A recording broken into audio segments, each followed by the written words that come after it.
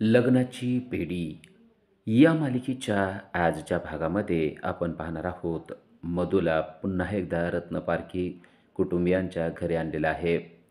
पण यामुळे रत्नपारखी कुटुंबीय मात्र नाराज आहेत.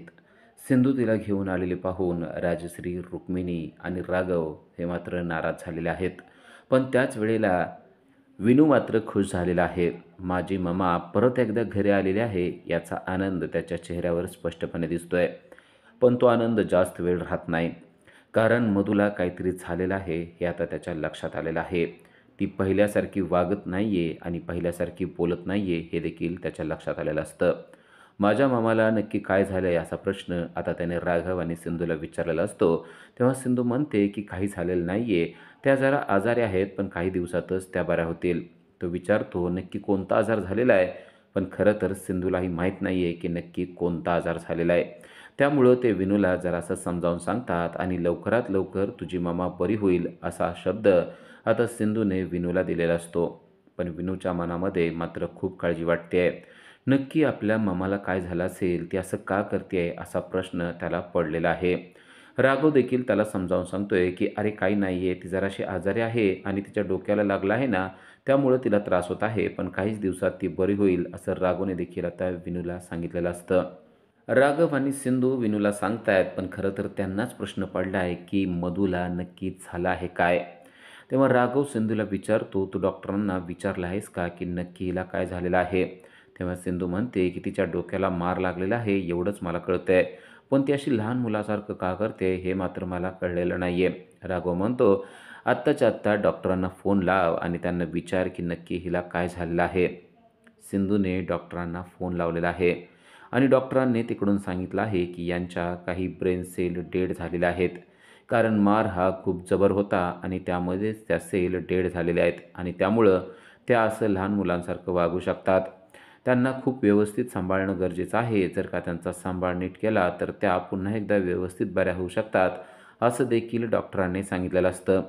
आणि आता हीच गोष्ट सिंधूने सर्वांना सांगितलेली आहे की कशाप्रकारे मधूच्या डोक्यावर मार लागल्यामुळे तिच्या काही ब्रेन सेल डेड झालेल्या आहेत आणि ती आता असंच लहान मुलांसारखं वागत राहणार आहे. पण त्यासाठी आपल्याला तिला व्यवस्थित जपणं गरजेचं आहे असा डॉक्टरांनी सांगितलेला सल्ला आता सिंधूने सर्व कुटुंबियांना सांगितलेला असतो आणि सर्व कुटुंबियांना या गोष्टीचा धक्काच बसलेला असतो. सर्वात जास्त धक्का हा तर विनूला बसलेला असतो. कारण आपली मामा आता असंच वागणार आहे या गोष्टीचं त्याला वाईट वाटत असतं. पण सिंधू सांगते की असं काही वाईट वाटून घेऊ नको, काहीच दिवसात ती बरी होऊ शकते. राघवला मात्र वाटते की ही मधू नक्कीच काहीतरी नाटक करत असणार आहे. कारण ती असं कधीच वागू शकत नाही. ती लहान मुलांसारखं करू शकत नाही. नक्कीच तिनं काहीतरी नाटक केलं असेल असं त्याच्या डोक्यात येत असतं. पण विनू मात्र आता मधूच्या जवळ गेलेला असतो आणि सर्वांना सांगतो की जोपर्यंत माझ्या ममाला बरं वाटत नाही तोपर्यंत तिला घरातून कोणीही बाहेर काढणार नाही. ती इथंच राहणार आणि तिला बरं वाटेपर्यंत तिला इथंच ठेवायचं असा हुकूमच आता विनूनं सोडलेला असतो. विनूच्या या गोष्टीचं खरं तर सर्वांना वाईट वाटलेलं असतं. पण आता विनूसाठी सर्वांनी मधूला सहन करायचं ठरवलेलं आहे. कारण विनूचा जीव मधूवर खूप आहे. त्याला असं वाटतंय की आजपर्यंत मधूनेही आपल्यासाठी खूप काही केलेलं आहे. त्यामुळं तिला आता अशा परिस्थितीत एकटं सोडू नये. सिंधू आणि राघवने देखील विनूचं ऐकायचं ठरवलेलं आहे. जोपर्यंत मधूला चांगलं बरं वाटत नाही तोपर्यंत आता मधू रत्नपारखी कुटुंबियाच्याच घरी राहणार आहे. विनूनं तसं सांगितलं आहे आणि त्यामुळंच त्यांनीसुद्धा तसं करायचं ठरवलेलं आहे. मधू मात्र एखाद्या लहान मुलांसारखी हातवारे करतेय. माझी खेळणी घेतो का? मला खेळायला घेतो का? असं काही ती बडबड करत आहे. सिंधू आणि राघव यांना मात्र मधूची अजूनही भीती वाटत आहे. रात्र झालेली असते आणि राघव मात्र चिंतातूर आहे. राघव बेडवर बसलेला आहे आणि तो सिंधूशी बोलतोय की मला अजूनही वाटतंय की मधूला तू इथं आणून खूप मोठी चूक केलेली आहेस. मधूला पाहिल्यानंतरच मला तर खूप राग आला होता. तिने आपल्याशी कसं वागलेलं आहे ते सगळं तू विसरून गेलेलं आहेस का? आणि तिला आत्ता बरं वाटत नाहीये ही गोष्ट तरी खरी आहे का? तेव्हा सिंधू म्हणते मला देखील तिला घरी आणू वाटत नव्हतं. पण तुम्ही पाहताय ना सध्या तिची स्थिती काय आहे ते.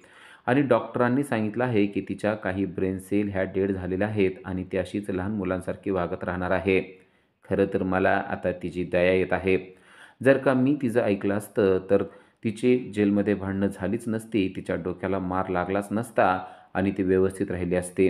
खरं तर या गोष्टीसाठी मी स्वतःलाच दोष देत आहे असं ती राघवला सांगते. तेव्हा राघव तिला म्हणतो की तू स्वतःला दोष देण्याची काहीच गरज नाही आहे. जे काही झालेलं आहे ते सगळं तिच्यामुळं झालेलं आहे. जेलमधली घटना ही सुद्धा तिच्यामुळं झालेली आहे आणि खरं तर जेलमध्ये सुद्धा ती तिच्याच कर्मानं गेलेली आहे. ती आपल्याशी चांगलं वागली असती तर आपण तिला जेलमध्ये पाठवलं असतं का? ती आपल्याशी कसं वागलेली आहे हे सगळं जरा नीट आठव. कारण ती आपल्या जीवावर उठलेली होती आणि तू तिला घरी घेऊन आलेली आहेस ही गोष्ट मला अजूनही पटत नाही आहे. सिंधू राघवला समजावून सांगण्याचा प्रयत्न करते की आत्ता सध्या मधूची अवस्था ही बिकट आहे. आत्ता सध्या तिला आपल्या मदतीची गरज आहे. भले ती आपल्याशी वाईट वागली असली तरी देखील आत्ता आपण तिला मदत करूया. कारण आत्ता सध्या तिची परिस्थिती इतकी वाईट आहे की ती बाहेर कुठेच राहू शकत नाही.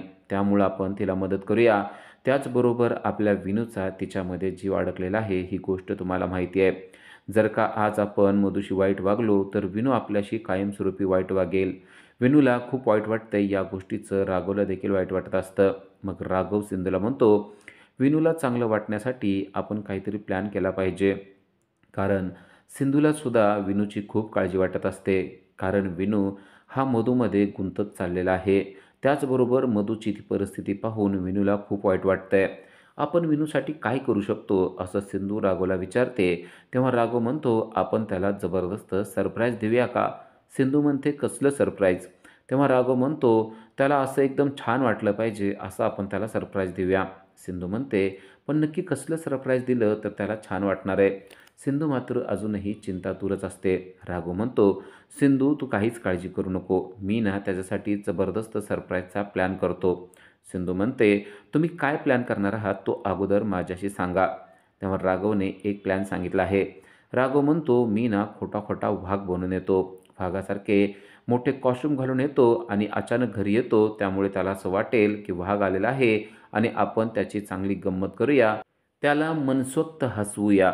खरं तर सिंधूला पण हा प्लॅन पटलेला असतो. सिंधू म्हणते, पण हा प्लॅन वर्क होऊ शकतो का? राघव म्हणतो, तू जर का मदत केली ना तर सगळे प्लॅन वर्क होत असतात हे मला माहिती आहे. मी सांगितलेला प्लॅन तुला कसा वाटतोय ते अगोदर सांग.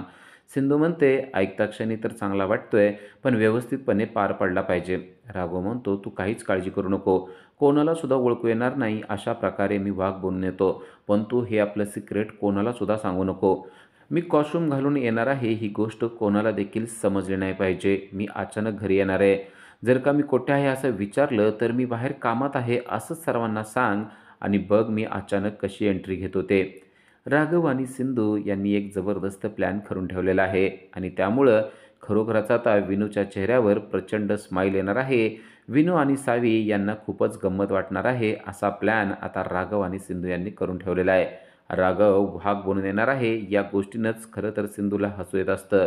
सिंधू म्हणते, तुम्ही जे काय करताय ना खरं तर हे खूपच मजेशीर होणार आहे. राघव म्हणतो, तू मात्र हसू नको नाहीतर आपला सगळा प्लॅन फेल होणार आहे. सिंधू म्हणते, असं काही होणार नाही.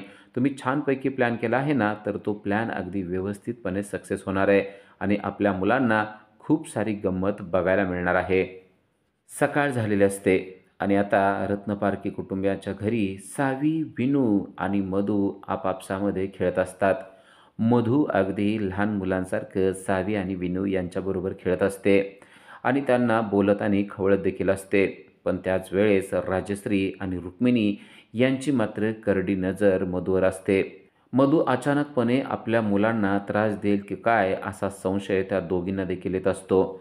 पण मधू मात्र इकडं अगदी लहान मुलांसारखं वागत असते.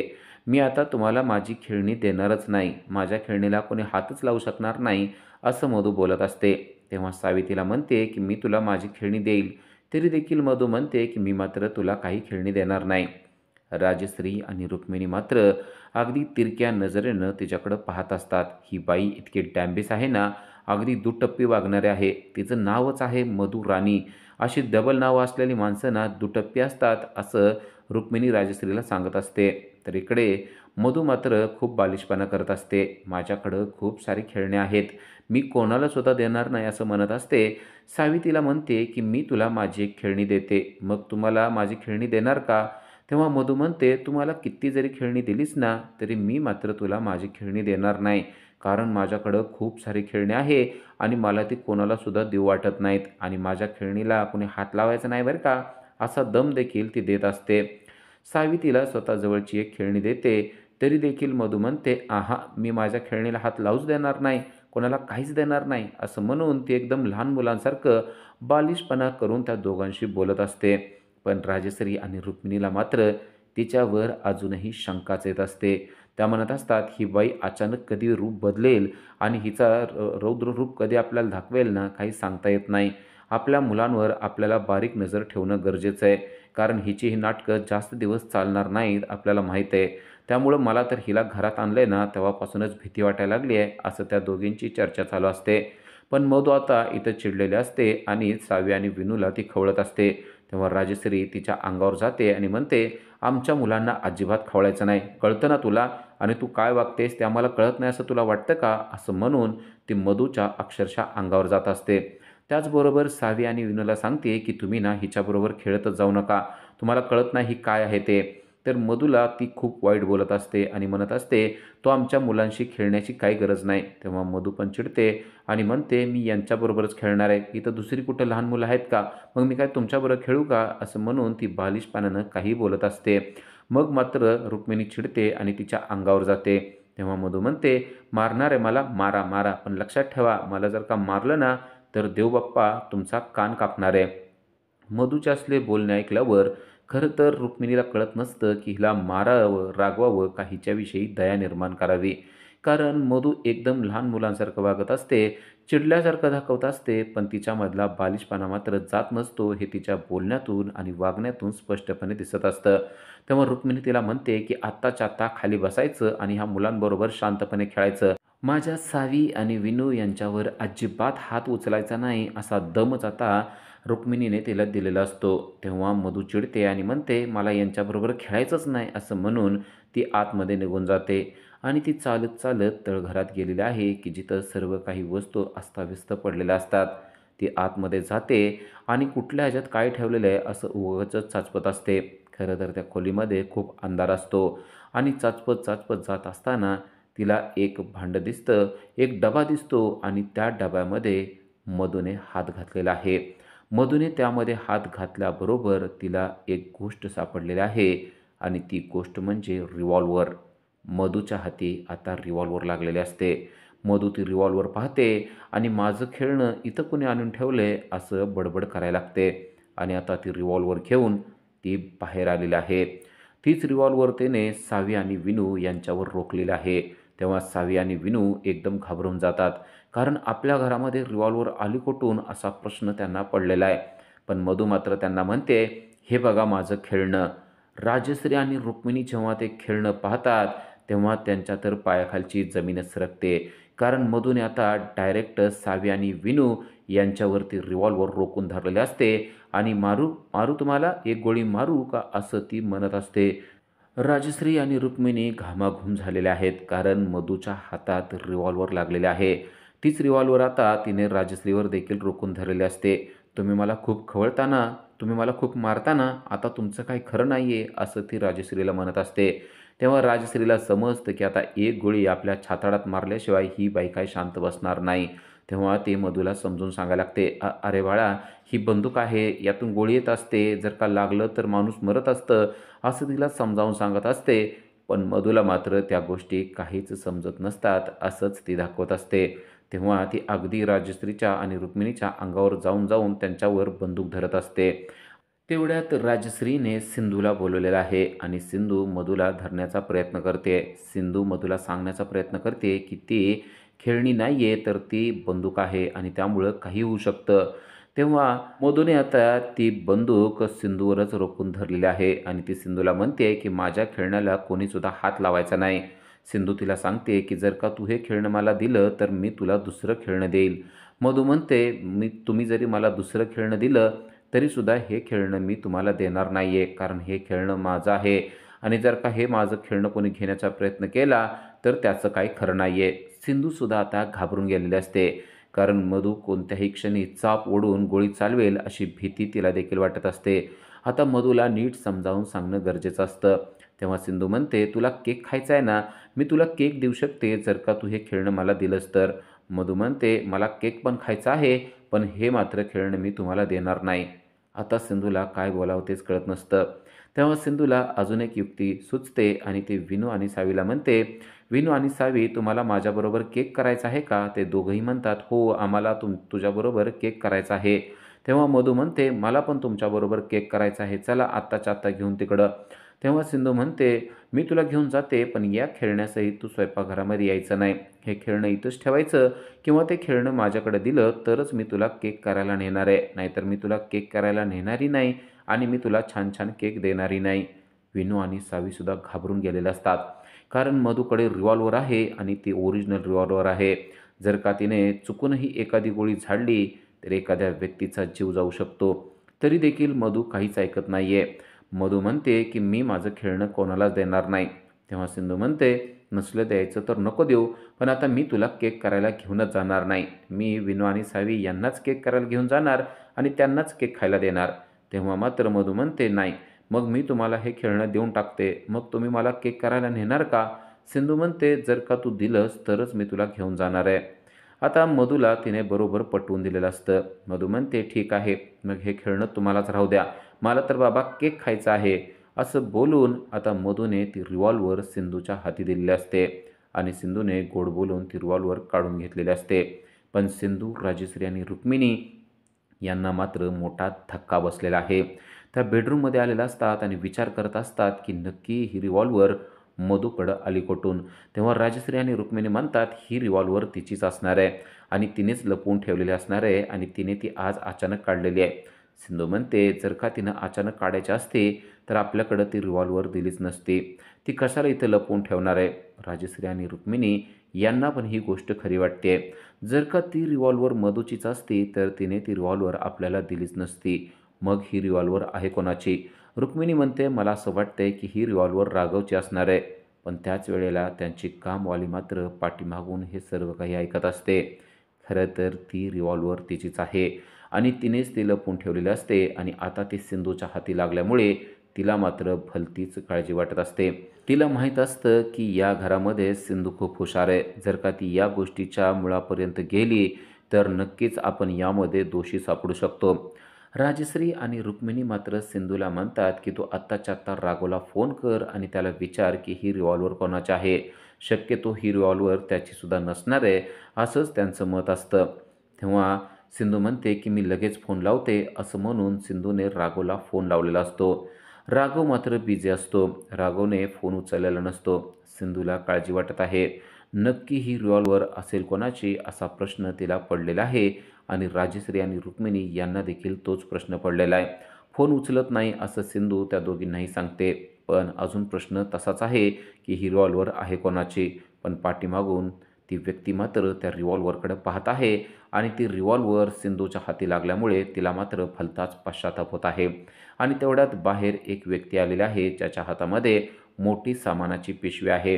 तो व्यक्ती घरात येत असतो. तेव्हा सिंधू त्याला दारातच अडवते आणि तुम्हाला कोण पाहिजे असं विचारते. तेव्हा तो व्यक्ती म्हणतो, "या घरातूनच मला फोन आलेला आहे. हे राघव पारखींचंच घर आहे ना?"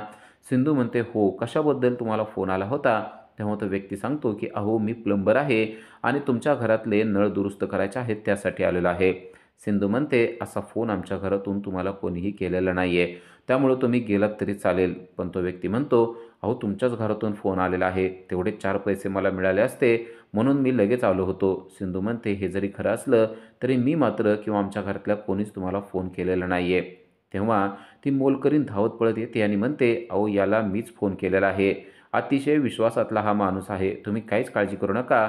आपल्या स्वयंपाकघरातील नळ खराब झाला होता ना, त्यासाठीच ह्याला बोलवलंय." सिंधू मात्र म्हणते, "मगाशी तर नळ चांगला होता, मग झाला कधी खराब?" तेव्हा ती व्यक्ती म्हणजेच मोलकरीण सांगते की आत्ताच खराब झालेला आहे. असं म्हणून त्या प्लंबरला त्या मोलकरणीने घरामध्ये नेलेलं आहे. उद्याच्या भागामध्ये आपल्याला पाहायला मिळतं की रत्नपारखी कुटुंबियांवर दहशतवादी हल्ला झालेला आहे. त्यांच्या सर्व कुटुंबियांना वेठीस धरण्यात आलेलं आहे आणि सर्व कुटुंबियांना वेठीस धरून सर्व इमारतीच्या बाहेर बॉम्ब लावण्यात आलेले आहेत. कारण ती मोलकरीण एक दहशतवादी आहे आणि आलेला प्लंबर हा सुद्धा एक दहशतवादी आहे. आणि इकडे सिंधूने राघवला फोन केलेला आहे. व्हिडिओ कॉल करून ती राघवला सांगते की आपल्या घरातल्या सर्वांना वेठीस धरण्यात आलेलं आहे. आपल्या घरावर सगळ्या बाजूने बॉम्ब लावण्यात आलेले आहेत. राघव, तुम्ही लवकरात लवकर मदतीला या, अशी धाव आता सिंधूने राघवकडे केलेली आहे. त्याचबरोबर सदा आलेला आहे असं सुद्धा तिने राघवला सांगितलेलं आहे. आता राघव या दहशतवादी हल्ल्यातून रत्नपारखी कुटुंबियांना कसा वाचवतोय ते आपल्याला उद्याच्याच भागामध्ये समजणार आहे. अशाच अपडेटसाठी आजच आमच्या चॅनलला सबस्क्राईब करा. थँक्यू.